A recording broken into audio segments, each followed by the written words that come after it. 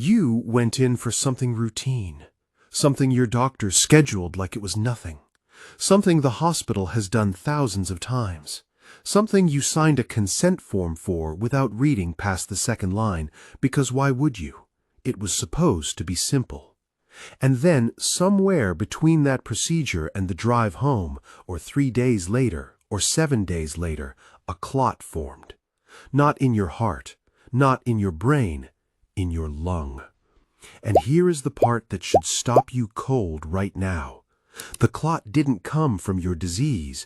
It didn't come from your lifestyle. It came from the procedure your doctor told you was safe.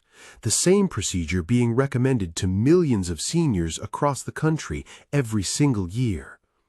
I want you to think about the last time you had a procedure done, a scan, a surgery, anything where they told you to lie still, stay under, or stay off your feet afterward.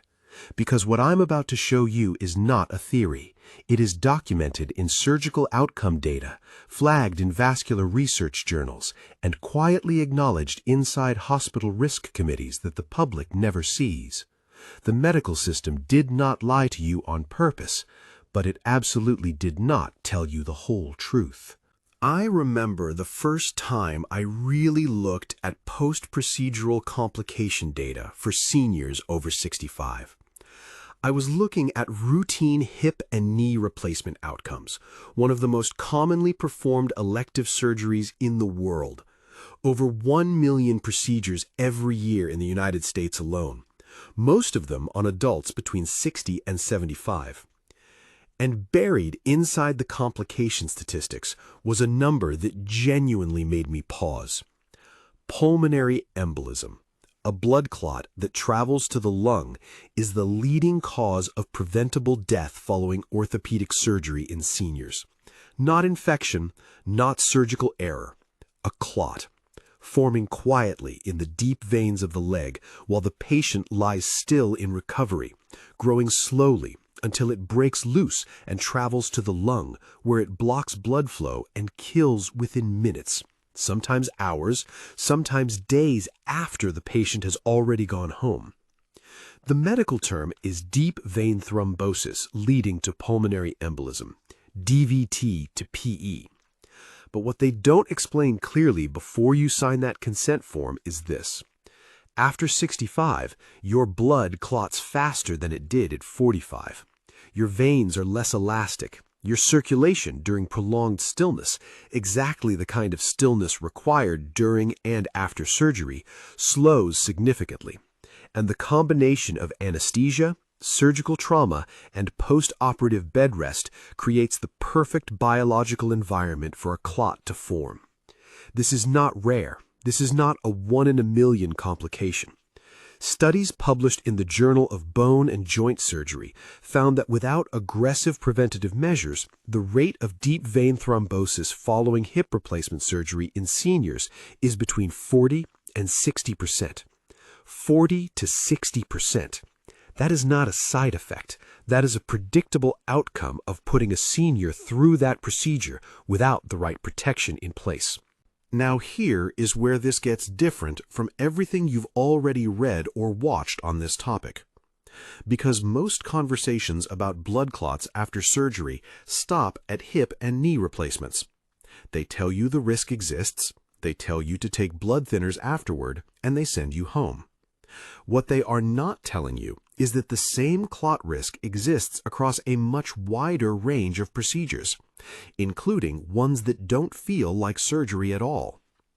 At one point, I started looking beyond orthopedic procedures, and what I found was that the pulmonary embolism risk in seniors extends to colonoscopies with polyp removal. The procedure is outpatient. You go home the same day.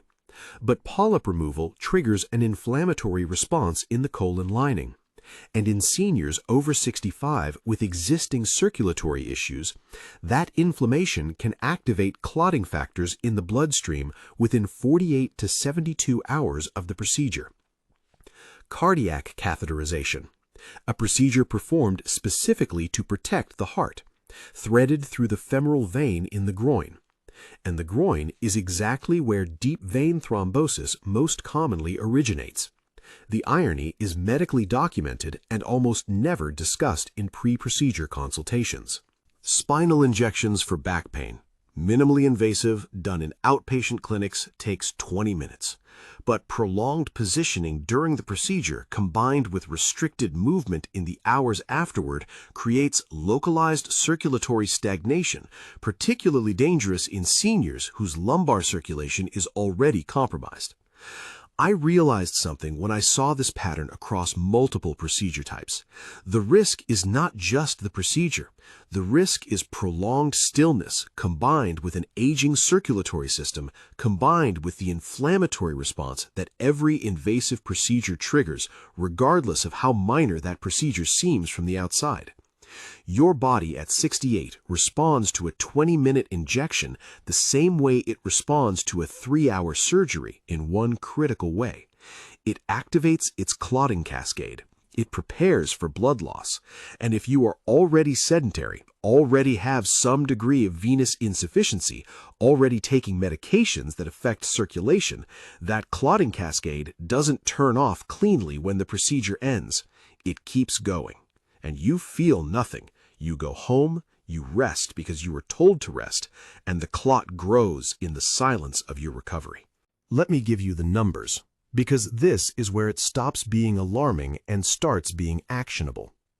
The American Society of Hematology published research showing that hospitalization itself, independent of any procedure, increases pulmonary embolism risk by 100-fold in the weeks following discharge. 100-fold. Not because of what the hospital did wrong, because of what hospitals structurally require: stillness, reduced mobility, altered hydration, and disrupted circulation, all of which stack on top of each other in a senior body that was already managing those factors before admission.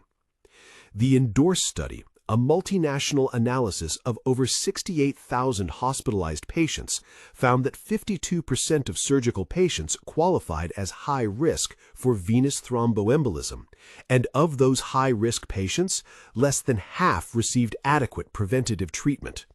Less than half.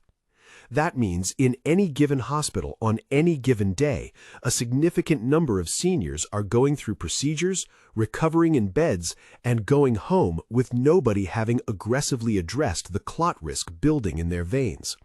The warning exists in the research. The gap is between the research and the conversation that happens in the consultation room before you agree to the procedure. This is the part that matters most for survival, because pulmonary embolism kills fastest when it is mistaken for something else. After any procedure, in the days that follow, your body will send signals if a clot is forming or has already moved to the lung. And almost every one of those signals has a more comfortable explanation that most seniors reach for first. Shortness of breath that appears suddenly. Most seniors attribute this to postoperative fatigue or anesthesia clearing the system. It is the #1 symptom of a pulmonary embolism that has already reached the lung. Rapid or irregular heartbeat with no chest pain, dismissed as anxiety about recovery or a response to pain medication. It is the heart compensating for reduced oxygen delivery caused by a blocked pulmonary artery. One leg only to pain or swelling. This is the clot before it moves. One leg, not both. Often warm to the touch, often dismissed as bruising from surgery or postoperative swelling. It is a deep vein thrombosis actively developing and preparing to travel. A low-grade fever 3 to 5 days after the procedure. Not the fever of infection, which comes earlier and higher. A specific, persistent low fever that indicates systemic inflammation from a clot that has already lodged somewhere it shouldn't be.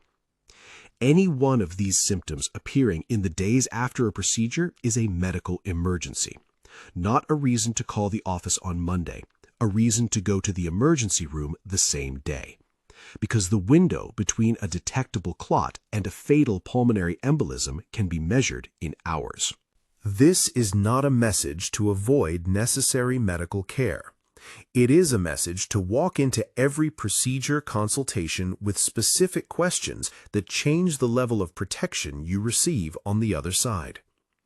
Before you agree to any procedure, surgical or minimally invasive, ask your physician directly.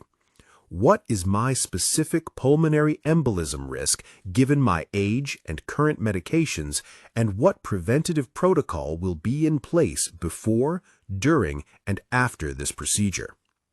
If they give you a general answer, ask for a specific one. The preventative tools exist and are highly effective. Low molecular weight heparin injections, compression devices during surgery, sequential compression stockings during recovery, early mobilization protocols, getting patients walking within hours of a procedure rather than keeping them in bed. These interventions reduce post-procedural clot risk by over 70% in seniors, but they are not automatically applied to every patient. They are applied to patients whose physicians prioritize them and to patients who know enough to ask. I realized something about the way medicine works for seniors after 65. The system is not designed to harm you, but it is also not designed to slow down and make sure you understand every risk attached to every recommendation. That responsibility falls to you. And now you have the information to carry it. If someone in your family has a procedure scheduled in the next 30 days, share this with them before they walk into that consultation. The question it prompts could be the most important one they ask this year.